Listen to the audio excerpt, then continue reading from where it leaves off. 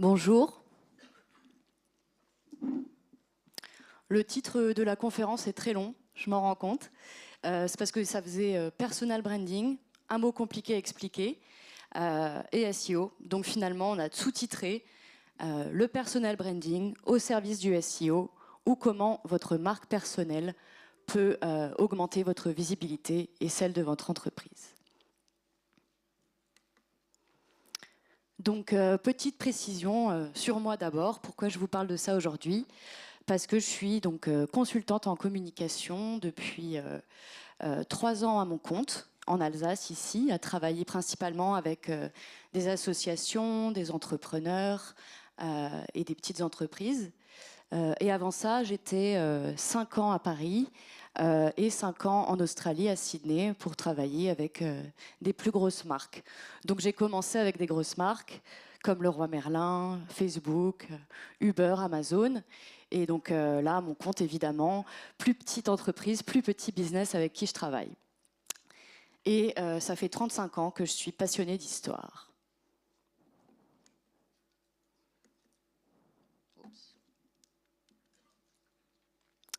De quoi on va parler ensemble? Donc d'abord, je me rends bien compte que personal branding, c'est pas forcément un mot hyper clair pour tout le monde, voire même pour personne, et qu'on en a une définition qui varie d'une personne à l'autre, donc on va déjà réexpliquer ce que c'est. Ensuite, on verra pourquoi le personal branding, et puis pourquoi en SEO, le personal branding peut avoir un vrai impact. Et la dernière partie, enfin, ce sera comment finalement bien faire. Le personal branding, tout d'abord, en premier lieu, c'est réfléchir à ce que vous voulez que les gens aient en tête quand ils pensent à vous. Et ça, c'est pareil pour le branding, donc c'est-à-dire pour la marque, la stratégie de marque. Et on va commencer tout de suite par vous faire réfléchir un peu. J'aimerais que vous réfléchissiez à ce qui vous vient en tête quand je vous montre. Ah mince, ça vient en même temps. Bon. Donc là, j'imagine Nike, Just Do It, dépassement de soi, mise en action.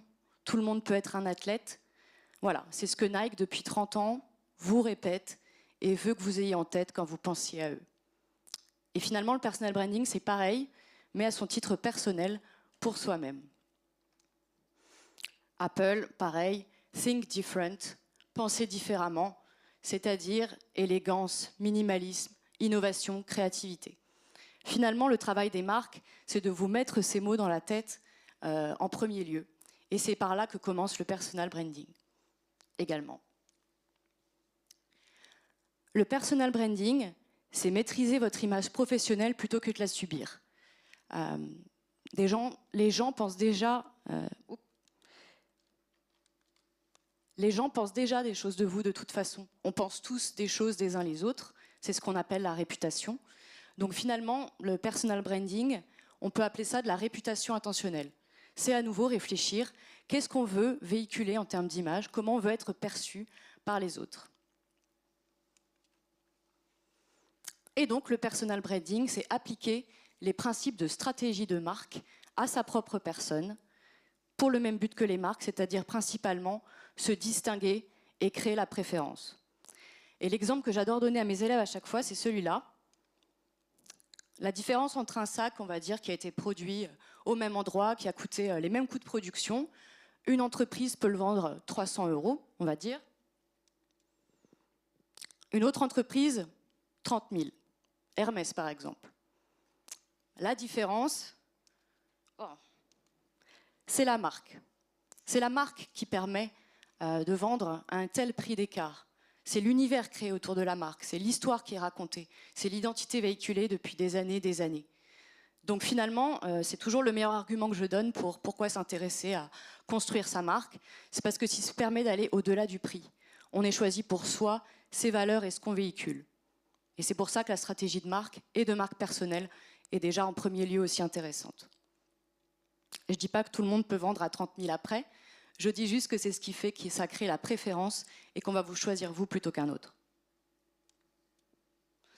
Et finalement, le personal branding, c'est tout simplement le fait de communiquer en son nom via des canaux habituellement utilisés par les marques.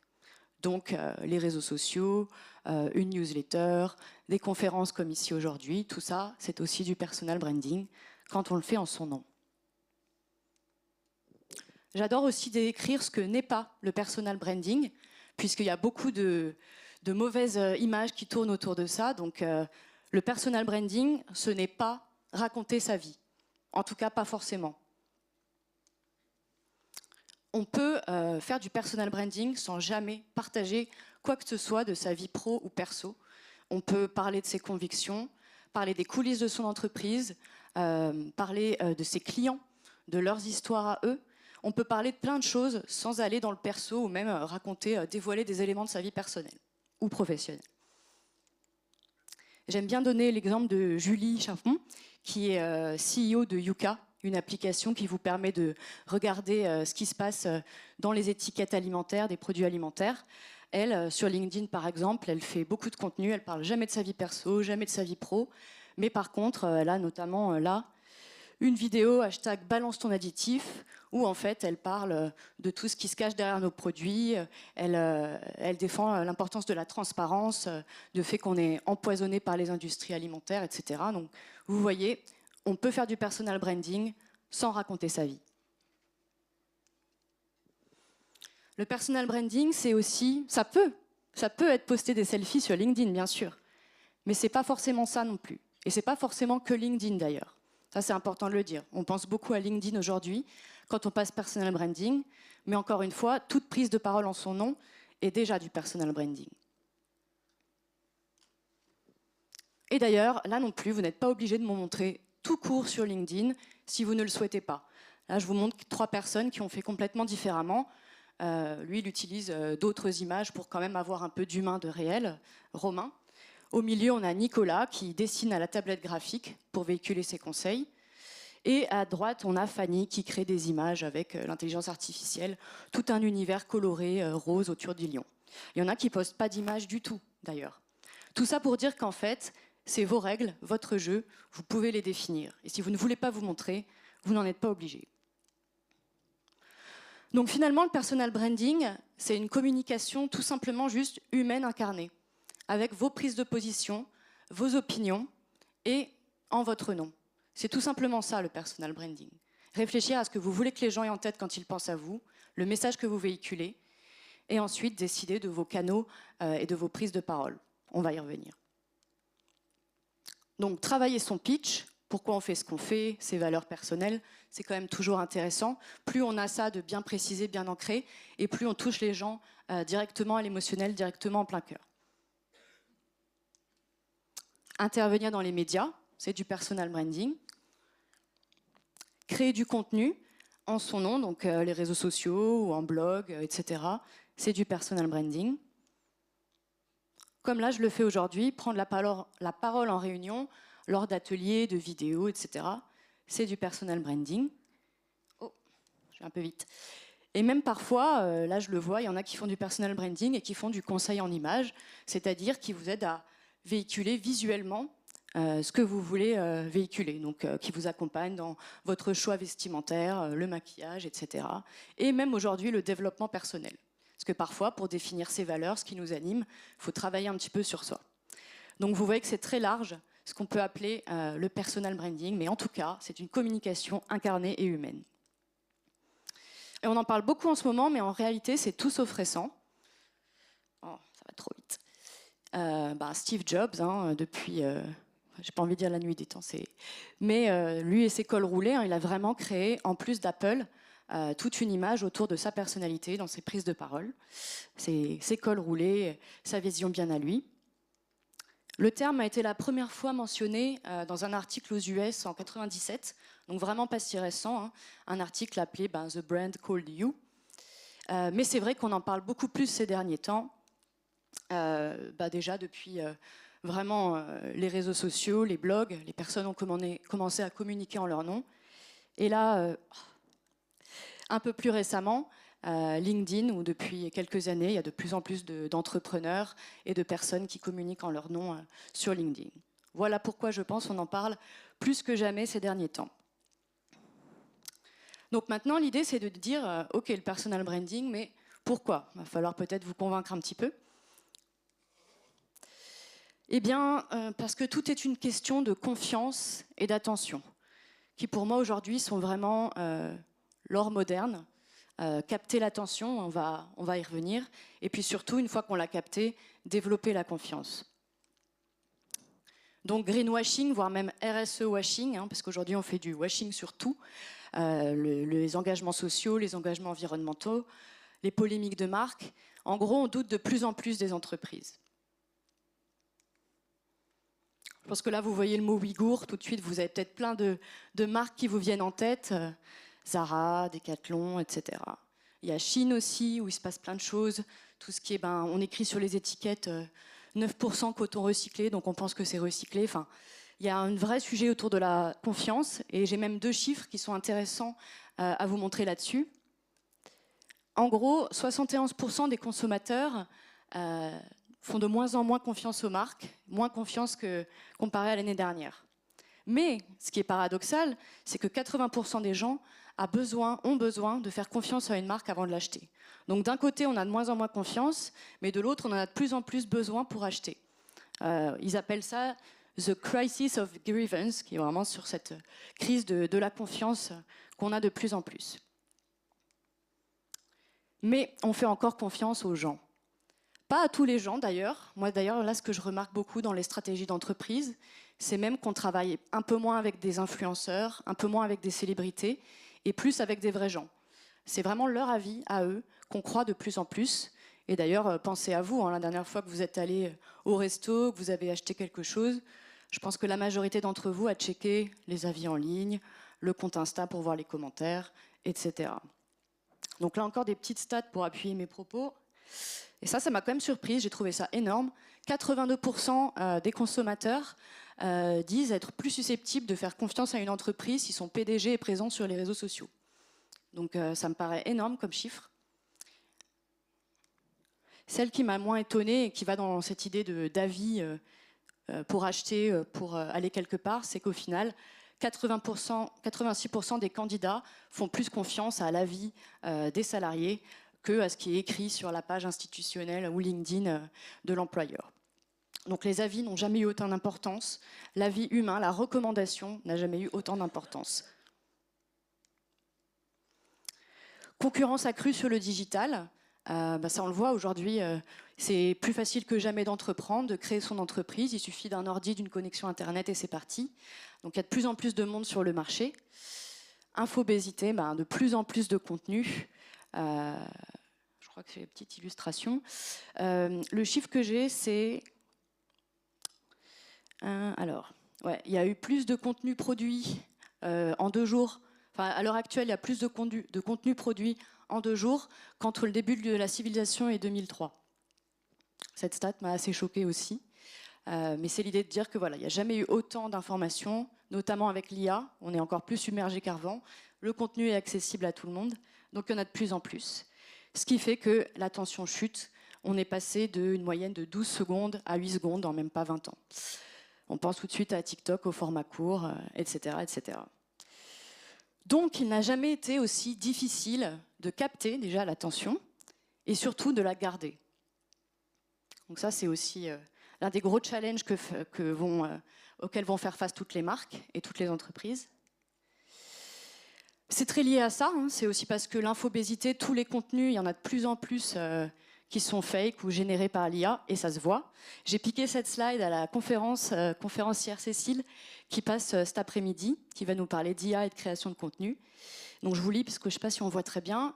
87% des entreprises utilisent l'IA pour créer du contenu, énorme. 74% des nouvelles pages web contiennent de l'IA, et les marketeurs qui utilisent l'IA publient 42 fois plus de contenu. Waouh! Le truc, c'est que ce n'est pas un souci quand c'est bien fait, mais que par contre, et en plus on le voit de mieux en mieux, hein, et que quand c'est mal fait, la chute de confiance est d'environ 50% et l'efficacité publicitaire chute de 14%. Donc l'IA, ça fait qu'il y a de plus en plus de contenu, mais qu'il est de plus en plus générique et que nos yeux, en plus, nos cerveaux s'y habituent de plus en plus et vont de plus en plus, comme les pubs, les scanner un petit peu, ne pas les lire, ne pas s'y intéresser. Et ça, c'est hyper intéressant parce que le paradoxe avec ça, c'est dès qu'il y a une innovation technologique, ça fait une sorte de contrebalancier et derrière, on a besoin de plus d'humains, de plus de réel. Et d'ailleurs, ça, c'est vrai pour moi aussi. Hein. Ce qui est écrit là, c'est les meilleurs canaux pour le B2B des marketeurs. Ça reste les événements en personne et les webinaires. C'est le cas pour moi aussi. C'est aussi pour ça que je suis là aujourd'hui. Les conférences, c'est ma plus grosse source d'acquisition, de génération de confiance et de leads et de clients. Donc l'humain, on en a en paradoxe plus besoin que jamais avec l'avènement de l'IA. Donc ce qui marche encore au final, pour lutter, pour capter l'attention et la garder, ça reste le truc qui marche depuis la nuit des temps, le récit de vraies personnes et l'image de vraies personnes. On n'a qu'à y penser aussi, hein, on peut rester scotché à un podcast ou à une série Netflix pendant des heures, alors qu'on ne tient même plus, j'espère que vous m'écoutez toujours, mais une conférence, on l'écoute même en x2 maintenant. Donc c'est sûr que l'histoire, ça reste, on n'a pas trouvé meilleure méthode pour capter et garder l'attention des gens. Là, j'espère que ça va bien rendre parce qu'il y a beaucoup de textes, mais c'était juste pour vous montrer un petit article de presse. Il date en vrai parce que je le montre dans mes cours de storytelling depuis longtemps à mes étudiants. Mais là, on parle donc de la crise populaire en Birmanie. Ça date vraiment. Mais ce qui est hyper intéressant, c'est de voir qu'on commence par une histoire. Au lieu de dire 10 000 morts, 10 000 déplacés, etc., eh ben on entre par l'histoire de Aik Min, qui a 40 ans, qui a été déplacé de son foyer, qui dort au monastère du coin, etc. Pourquoi ? D'ailleurs, c'est déjà la preuve que même la presse s'y met, et c'est pas récent. Parce que finalement, une histoire d'une personne va nous toucher et nous connecter émotionnellement bien plus que des chiffres qui paraissent loin, vagues, et qui n'arrivent pas vraiment à nous toucher ou qu'on n'arrive pas vraiment de toute façon à comprendre. Donc l'histoire dans la presse. Moi, c'est un autre truc que je montre beaucoup à mes étudiants aussi. Avant, les 3 conseils pour mieux dormir, c'est super, ça marchait très bien sur son blog, sur LinkedIn, Insta.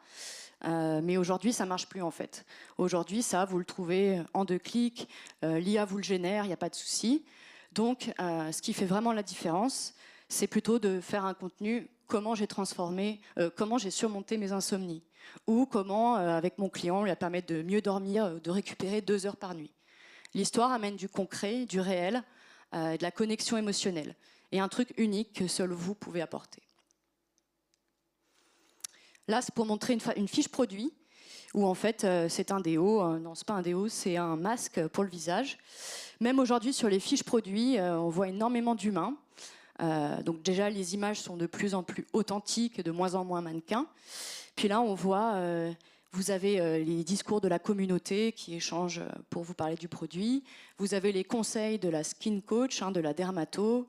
Et puis en dessous, vous avez les avis avec carrément des avant-après de peau. Même parfois, vous allez avoir la fiche produit racontée comme une histoire, etc. Donc finalement, le storytelling, l'humain, l'incarné, c'est faufilé partout. Et c'est vraiment pas récent non plus. Donc quelques chiffres, ça prenait trop de place de mettre les sources, mais je pourrais vous envoyer les diapos et elles sont toutes dans les commentaires. Les histoires sont 22 fois plus mémorables que les faits. C'est Maya Angelou qui disait « Les gens oublieront ce que vous avez dit, mais ils n'oublieront pas ce qu'ils vous ont fait ressentir. » Et ça reste sûrement la raison pour laquelle on retient bien mieux les histoires. Oh là là. Ça, je n'étais pas surprise. En tout cas, moi, je pense que c'est du 90% de mon côté. Les histoires personnelles constitueraient 65% de nos conversations du quotidien. Donc, on passe notre vie, on a même inventé la parole pour se raconter des choses, en fait, raconter des histoires, les nôtres ou celles des autres. Ça, c'est un contenu réseaux sociaux, mais avoir de l'image réelle, authentique, augmenterait de 15 à 20% la visibilité et jusqu'à 30% si vous êtes sur la photo. Donc ça, on va reparler un tout petit peu de LinkedIn, mais en gros, faut se mettre dans la peau des gens. Ils voient votre nom, votre visage depuis longtemps, des anciens collègues, des anciennes connaissances. Ça marche si bien parce que tiens, tout d'un coup, ils revoient votre tête et voilà. Donc c'est pour ça aussi que la photo de soi sur LinkedIn marche plutôt bien. Ça reste la réalité des choses. Et ça, on va en parler aussi un petit peu, mais il n'y a pas photo les profils LinkedIn personnels. Donc quand vous postez en votre nom, ça fait x3 en termes de visibilité, de vue de vos posts, et x5 en termes d'engagement, comparé à la page de votre entreprise. Et ça, même si vous avez beaucoup de followers sur votre page entreprise et pas énorme vous-même. D'ailleurs, je crois que juste après, voilà, je vous montre un exemple personnel tout de suite. Rien de mieux qu'un exemple concret. Alors, donc, moi j'ai fait des tests depuis quelques années. Et là, je vous montre une page entreprise. Donc vraiment contenu d'une page entreprise. Quand je mets de l'humain dans la photo et dans le texte, ou quand j'en mets pas. Donc là, par exemple, la checklist du mois de décembre. En plus, c'est un sujet finance. C'est pas non plus le truc le plus passionnant. Ouais, ça peut faire parfois des 2 likes. Franchement, les pages entreprises, vous me direz comment se porte la santé des vôtres, mais en général, c'est compliqué. Alors que dès qu'on va mettre une interview de l'humain, le visage de l'un des collaborateurs, on est déjà sur du x10 en termes d'engagement, voire même parfois sur du x20. Là, on a 23 engagements, par exemple, 20 engagements. Et oui, c'est mon père, puisqu'en fait, j'ai fait la com de son cabinet comptable il y a quelques années. Il m'a laissé un peu tester plein de choses sur son profil perso, sur son profil d'entreprise. Et quand on voit les différences entre la page LinkedIn de l'entreprise et la page de profil personnel, voilà un peu les différences de statistiques que j'ai pu voir. Donc pour son contenu à lui, bon, c'est quand même parmi ses meilleurs contenus que je vous montre là, mais ça peut aller jusqu'à 3000, 4000 vues, en tout cas en termes d'impressions, et dans la 50aine de commentaires, des republications, etc. Donc là aussi, surtout quand il y a de l'humain, ça marche mieux, une photo, même si pas forcément, hein, comme vous le voyez à gauche. Et là, je vous montre un petit peu les stats récentes de la page en elle-même, où c'est pas idéal, mais c'est beaucoup de pages d'entreprise qui sont comme ça. On est parfois entre 100 impressions, 200, et je peux vous dire qu'il n'y a jamais aucun post de la page entreprise qui a fait, même dans les milliers, c'est très compliqué à atteindre. Donc moi, c'est mes résultats, et je serais très curieuse si vous en avez eu d'autres d'en parler, mais c'est vraiment la généralité des choses. Donc maintenant, on y vient au sujet qui nous intéresse. Pourquoi personal branding et SEO ? Les règles du SEO ont changé. Je crois que Dan n'est pas là, mais j'étais là l'an dernier sur un de ses sièges. Et lui et Laurent Bourrelli, experts du SEO, l'ont dit, c'est terminé le SEO pour les algorithmes. On passe vraiment à du SEO pour les humains. Qu'est-ce que ça veut dire ? Ça veut dire du contenu utile, pertinent, centré utilisateur, etc. Et unique. Et comment on crée du contenu unique ? Du contenu qui sort de nos opinions, de nos points de vue, que seuls nous pouvons produire. Voilà une manière de faire du contenu unique. S'intéresser aussi à ses clients potentiels. Ça, je vais vous en parler tout à l'heure, mais c'est un point clé également du personal branding. Donc finalement, qu'est-ce qui plaît aux humains si vous me suivez bien ? L'histoire, le contenu incarné humain. Donc là, c'est le petit cercle vertueux. Au final, si sur votre blog, demain, il y a une histoire incarnée par le dirigeant, par un salarié, par qui que ce soit, mais incarnée, d'une histoire, eh ben, la personne va rester plus longtemps, lire davantage, parcourir quelques pages, voire même partager. Du coup, Google va voir ça comme du contenu pertinent et va mettre en avant votre site, votre blog. Cercle vertueux, on est là pour plaire aux humains. Et donc le but, c'est que les gens y passent le plus de temps possible. Et comment on fait ça ? En les captant avec une histoire. Vous pouvez mettre des morceaux de podcast, de vidéos sur votre site, votre blog également. Puisqu'on l'a bien vu, c'est des formats qui marchent encore et sur lesquels on peut encore rester engagé longtemps.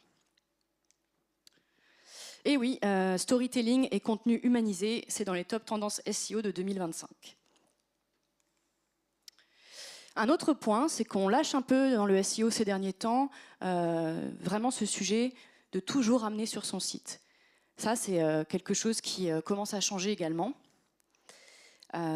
L'idée, c'est de diversifier les sources de trafic. Là, je vous montre Rand Fishkin, qui est un expert du digital. Et ce que j'adore dans son approche, on en parlait avec les personnes de la table ronde ce matin, c'est que lui, il va en fait interpeller plein d'experts du marketing et du digital marketing. Et c'est comme ça qu'on a les meilleurs, c'est en confrontant les points de vue de chacun. On a tous notre vérité, mais c'est en les confrontant. Et j'ai adoré tomber sur ça quand je faisais mes recherches. Ce qu'il dit, c'est que du coup, Tout le monde est tombé d'accord sur ça. Il faut arrêter de se focus sur juste l'idée d'avoir du trafic sur son site. Il faut essayer de diversifier les sources de trafic et surtout, il faut être présent là où sont vos clients idéaux, vos cibles. Et où elles sont sur les réseaux sociaux, des interviews, les médias, des vidéos YouTube, des podcasts, des forums, etc., etc. Donc pour toutes ces raisons, il y a des vrais ponts à faire entre le SEO et le personal branding, puisque vos vidéos, etc., etc., en général, c'est de l'humain, du contenu incarné. Le dernier point, c'est que les SEO et les réseaux sociaux sont plus liés que jamais. Ça aussi, ça a été dit ce matin. TikTok, LinkedIn, Insta, ça devient de vrais moteurs de recherche. D'ailleurs, on dit souvent stop les hashtags et go les mots-clés. Bon, il y a une vraie stratégie de mots-clés aussi sur la rédaction des posts réseaux sociaux.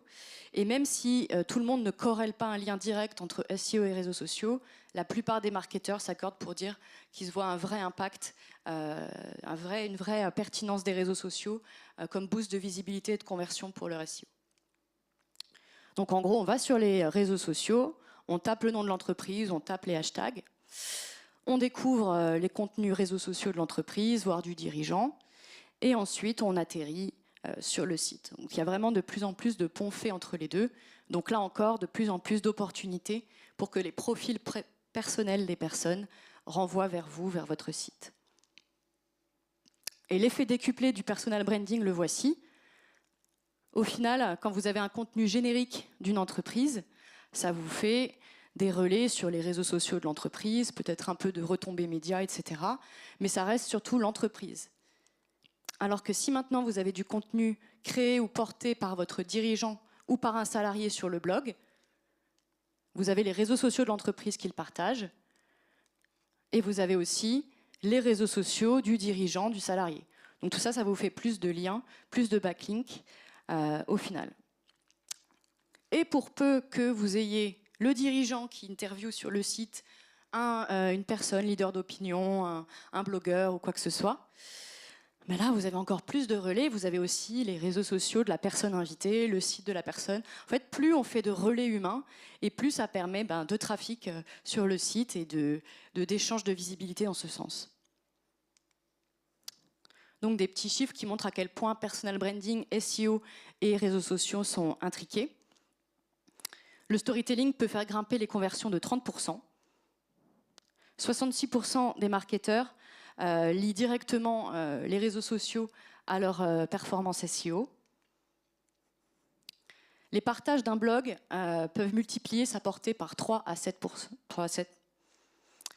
Et le taux de clic, donc on va cliquer 2 fois plus si le contenu est partagé par une personne plutôt que par une marque.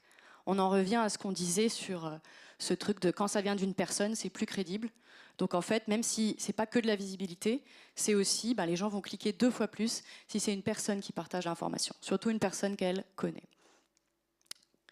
Et le dernier point que j'adore aussi, puisque moi je fais beaucoup d'interviews et je propose des séances vidéo photos, c'est qu'une page web comportant des visages humains aurait 38% d'augmentation moyenne de conversion comparée à une page sans humain dessus.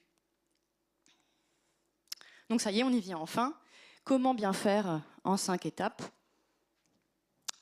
Donc comme toujours, la stratégie d'abord, celle de votre entreprise, celle du dirigeant, et si vous êtes partant pour faire communiquer vos collaborateurs, aussi celle des collaborateurs. Donc comme toujours, c'est quoi dire, à qui, comment et où. Donc voilà, on va parler un petit peu de ça. Donc là, cette slide, si vous voulez la prendre en photo, ou je vous l'enverrai, mais c'est les questions clés à se poser quand on établit sa stratégie de personal branding. Celle qui est importante et que vous n'avez peut-être pas tout de suite, surtout si vous vous lancez, mais c'est quelle contribution je veux avoir. Moi, à mon échelle ou avec mon entreprise, quel impact, qu'est-ce que je veux apporter au monde? Comment moi je veux contribuer? Moi, par exemple, j'ai cette idée que les récits peuvent changer le monde et qu'on peut vraiment, si on se connaît mieux vivre ensemble et se faire confiance. Et donc moi, finalement, ma vision bien à moi de mon secteur du marché, c'est que c'est la confiance qui crée la vente. Donc tout ce que je fais autour de la communication, c'est de créer des liens de confiance, de développer l'humain, d'essayer d'adopter un discours sincère pour créer cette confiance qui est finalement celle qui, pour moi, amène l'achat 90% des fois. Ensuite, c'est se demander l'image qu'on veut renvoyer. Donc, est-ce qu'on veut avoir l'air accessible, très pro? Est-ce qu'on veut avoir l'air sympa, énergique? Ça aussi, c'est important de se demander. De quoi je pourrais parler des heures sans m'ennuyer? C'est quand même votre profil personnel, un moment, votre prise de parole à vous, même si parfois ça sort du cadre. Sur LinkedIn, vous devez peut-être le voir, il y a des personnes qui parlent de sport alors qu'ils font l'entrepreneuriat qui n'a rien à voir. Mais vous pouvez aussi amener là-dedans les thématiques qui vous intéressent et voir comment elles peuvent faire partie de votre communication. Qu'est-ce que je suis OK, pas OK de partager vis-à-vis de votre vie pro ou perso? Vous pouvez dire rien. Moi, par exemple, je partage jamais rien de perso. J'aime pas ce truc de larmoyant, de partager des trucs trop perso. Par contre, moi, dire que là, au début, quand j'ai commencé à poster, j'avais très peur du regard des autres, que l'entrepreneuriat, il faut prendre soin de sa santé mentale, plein de choses comme ça. C'était tellement important pour moi de l'apprendre que j'ai envie de le partager. C'est pas de la com, mais c'était des choses qui étaient importantes pour moi à partager. Donc n'hésitez pas à réfléchir à ce que vous aussi, vous voulez partager, même si ça sort du cadre forcément de votre métier. L'objectif numéro 1 de votre stratégie, est-ce que vous êtes vraiment là pour vendre? Est-ce que vous êtes là pour rassurer, créer du lien? Et surtout selon les canaux que vous utilisez. Moi, par exemple, LinkedIn, c'est pas forcément pour attirer plein d'inconnus, c'est plus pour garder du lien avec les personnes que je rencontre dans la vraie vie. Donc c'est se demander vos actions, vos canaux, pourquoi, quel objectif elles ont dans votre stratégie. Est-ce que je suis plutôt à l'aise à l'écrit, à l'oral? Moi, par exemple, j'adore écrire, donc je fais vraiment LinkedIn, rédiger des posts, j'adore. Il y en a qui ne sont pas fans, vous pouvez faire du podcast, de la vidéo, ou bien déléguer ça également, donc c'est important de vous poser ces questions. Et de quel temps et moyens de vous disposer. Ça, on va y revenir, mais si vous avez peu de temps, commencez petit, c'est logique, mais on est nombreux à se lancer à fond et à finir par se brûler, à poster ou à créer du contenu pendant 1 mois à fond et puis à arrêter parce qu'on n'arrive pas à tenir le coup. Donc vraiment se demander le temps et les moyens que vous avez à votre dispo. Ensuite, très important, il faut aller parler à vos clients et prospects. Déjà, l'exercice, moi, que je fais toujours avec mes clients, c'est d'aller demander, que eux vont demander, comment me percevez-vous à des prospects, des clients, même leur entourage. On a souvent des réponses hyper intéressantes. Moi, par exemple, ça m'a permis de voir qu'on pouvait me décrire comme énergique et qui parlait vite, etc. J'avais pas capté cet aspect-là de moi, donc c'était hyper intéressant de... En fait, le personal branding, c'est un peu un mix entre l'image que vous pensez avoir et celle que vous avez vraiment dans l'esprit des gens. Quels médias ils consomment, les questions qui reviennent le plus, ça va être une mine d'or pour vos contenus, d'utiliser toutes vos conversations, prospects, clients, pour demander mais toi c'est quoi tes questions sur le sujet, quels sont tes problèmes, tes challenges. Utilisez chaque appel découverte pour faire un peu votre veille et trouver des idées de contenu et même des idées qui par la suite peuvent vous aider pour vos offres. Et puis demander aussi quel format ils consomment, quel blog ils suivent, etc. etc. Pour ensuite inviter ou contacter les bonnes personnes dans votre stratégie. Et ensuite, vous pouvez donc définir votre message clé, vos 3-4 thématiques principales, votre ton et identité visuelle, vos actions et canaux, format de contenu, fréquence de publication et les ressources que vous allez avoir. Sachant que les top plateformes réseaux sociaux pour le SEO, ça va être LinkedIn, Medium, Facebook, Twitter, Pinterest, Quora, dans cet ordre. Oups. Donc je vous montre très rapidement la mienne, mais en gros, moi, le message clé que j'essaye d'avoir, c'est que on pense toujours que la com, ça a quelque chose de chiant à faire, que ça n'apporte pas de valeur, qu'il faut le faire. Alors que moi, j'ai vraiment cette idée que ça peut nous rendre meilleurs dans notre métier et qu'au final, ce qu'on partage peut avoir autant de sens que notre activité. Et les thématiques, du coup, je vais parler, comme je vous le disais, entrepreneuriat, santé mentale, la peur du regard des autres, la peur du jugement, la peur de l'échec, etc. Puisque quand on communique en son nom, ça peut venir facilement. J'en parle pour essayer de montrer qu'on n'est pas seul là-dedans. Je parle de personal branding, je parle de communication responsable, donc un storytelling transparent et crédible, poster, faire moins mais mieux, des conseils d'organisation, etc., etc. Dans le ton et l'entité visuelle, je dis psy de la com, mais c'est juste pour ce côté un peu rassurant, chaleureux, humain que peuvent avoir les psys. C'est vraiment ça que j'ai essayé de véhiculer. Et donc, ça passe par des couleurs chaudes, rassurantes, et par des photos où je suis souriante, un peu le côté pro avec la veste, le côté jean pour le relax, etc. etc. Pour ce qui est des actions et canaux, principalement des conférences ou des ateliers, puisque moi, c'est comme ça que j'aime le plus rencontrer des personnes, donner confiance tout de suite en montrant un petit peu mon expertise ou en pouvant déjà apporter de la valeur. Ces personnes, ensuite, je les ajoute sur LinkedIn. Et puis, le contact continue sur LinkedIn. Ils voient mes posts, on s'écrit. C'est vraiment comme ça que moi, je fais. Bientôt un site et un blog, hein, les cordonniers toujours les plus mal chaussés. Mes formats, j'ai des vidéos où, par exemple, je dis tu peux communiquer à ta façon. J'essaye de démonter un peu les idées reçues de la communication. J'ai des événements également où on fait un peu de réseautage, de prise de photos, d'ateliers de communication. J'essaye de poster 2 fois par semaine sur LinkedIn. C'est déjà pas mal, vous n'êtes pas obligé de passer votre vie à poster. Même 1 fois par semaine pour commencer, ça peut être un bon mix. Et après, moi, je sais que je vais passer 2 heures sur ma création de contenu, mes interactions, et que de temps en temps, je vais faire des shootings photos ou vidéos pour avoir un peu de matière.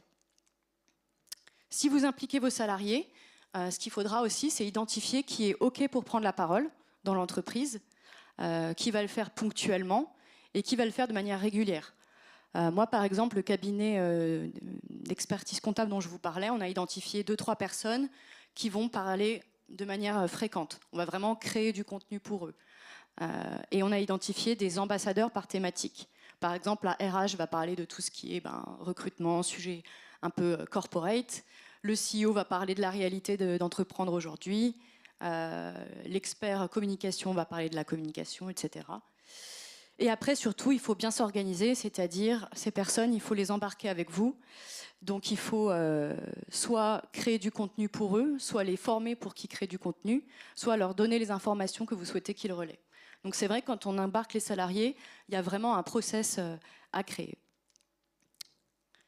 Donc dans tous les cas, se former, c'est la clé, que ce soit la prise de parole LinkedIn, réseaux sociaux, SEO, selon vos besoins. Mais l'autre option, si vous le souhaitez, c'est aussi de déléguer ça. On pense que parce qu'on parle en son nom personnel, il faut que ce soit soi. Mais il y a un métier qui s'appelle le ghostwriting, aujourd'hui, des experts. C'est d'ailleurs un peu psy de la com, puisque c'est des gens qui vous connaissent extrêmement bien, qui font des conversations avec vous, etc. et qui peuvent créer ces posts, ces contenus à votre place. Donc dans quelconque des cas, soit se former, soit déléguer, pour que ce soit le mieux fait possible. Donc ensuite, on produit les contenus longs, c'est-à-dire on fait les recherches et sélections de mots-clés, on brainstorm des sujets et des angles avec l'IA. Moi, c'est vraiment plutôt comme ça que j'utilise, c'est-à-dire recherche d'idées, de sujets. Et ce que vous pouvez faire ensuite, pour ceux surtout qui n'aiment pas écrire, c'est vous interviewer vous-même. Je sais que ça paraît bizarre, mais pour ceux qui ont vraiment une résistance, du mal à écrire, ce que vous pouvez faire, c'est demander à l'IA de vous générer une liste de questions avec le mot-clé, l'angle que vous avez choisi, et ensuite de vous enregistrer en train d'y répondre. Il n'y a pas mieux pour avoir un langage parlé, authentique, réel. Et pareil, si vous faites intervenir des gens, faites une visio, enregistrez avec l'IA Gemini de Google ou bien Firefly IA. Et ensuite, c'est à ce moment-là que vous pouvez utiliser l'IA, ChatGPT ou autre, où là, vous lui fournissez ce fichier audio ou plutôt texte, et que vous lui demandez de respecter le plus possible le langage, le ton, tout ce qui a été dit, et vous pouvez transformer ça en contenu de votre choix, podcast, script vidéo, article de blog. Moi, j'ai trouvé que c'était comme ça que l'IA était la mieux utilisée, quand en fait on la fait partir de contenu humain, de vraies conversations. Donc là, pareil, j'ai pas le temps de passer, si vous voulez prendre en photo, ou vous m'ajoutez sur LinkedIn et je vous envoie le prompt. Mais c'est pour vous montrer qu'effectivement, quand on fait un prompt blog, ça c'est que la première partie, et je vais passer à la deuxième pour vous montrer la longueur du prompt. Moi, j'essaie d'avoir l'usage le plus éthique, responsable possible de l'IA, c'est-à-dire donc le briefer de manière la plus précise et complète dès le début, donc en le briefant avec votre stratégie, tout ce que vous voulez recevoir, etc. Ensuite, l'étape, ça va être de transformer, de maximiser ce format long en multiples formats courts. Moi, je suis vraiment aussi très recyclage, etc. et perdre un minimum de temps et d'énergie. Donc, ça veut dire faire le max d'un contenu. Imaginons votre CEO, votre dirigeant, il fait ma vision sur les tendances du secteur culturel de demain. Ensuite, vous pouvez, soit tout seul, soit avec l'IA, lui demander transforme-moi ça en un maximum d'autres sujets. Ça peut faire, vous pouvez l'aiguiller en disant statistiques, citations, script vidéo, etc. Mais de vous découper ce format en plein d'autres que vous allez pouvoir utiliser en temps d'eux. Donc ensuite, ça y est, on passe enfin à la diffusion. Et bien optimiser vos profils avant, ceux de l'entreprise, ceux de vos salariés, ceux du dirigeant, avec les bons mots-clés sur votre entreprise, ce que vous faites, pour qui, comment, hein, la proposition de valeur, comme on dit, les bons liens qui renvoient sur le bon site, etc. Créez votre calendrier de publication.